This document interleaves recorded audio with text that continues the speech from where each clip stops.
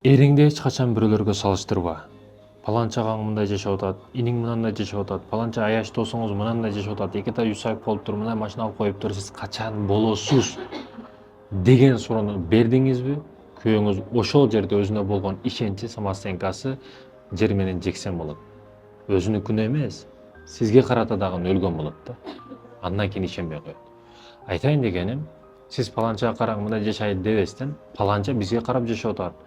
Паланча сиздей боломун деп атат, сизге окшош китеп жазам деп атат, сизге окшош мындай кылайын деп атат деп колдоо берсеңиз, ал көп нерсе кылып коет. Сиз ойлоп аткан нерсени эркек киши эч ага эле ойлоп койгон. Сиз үйдү проблема кылып атасызбы? Ал качан эле үй туулгандан бери ошо проблема ал үчүн. Кээ бир аялдар ойлойт, мен ушундай кылсам эрим жөн эле жүрөт. Жок, эриңиз да ошол нерсени давно ойлоп койгон. Кылат. Шашпа. Кылат бардыгын.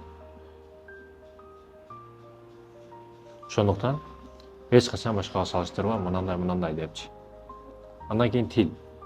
Тилден өткөн жаманы жок. Тил сөөгсүз, сөөгү жок тил, бирок тиштериң 36, 15 эмес, 16 эмес, 36 тиш менен жооп койгон.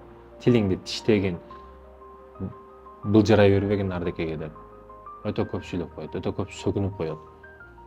Быдан баштап жети адам калбай сөгүп салат. Аял киши өзү билбеген абалда ушундай сөз сүйлөп коет. Ал сөздү ысык көлгө таштасаң, ысык көлдү састып, балчык кылып, бүт Кыргызстан кырылып калат да.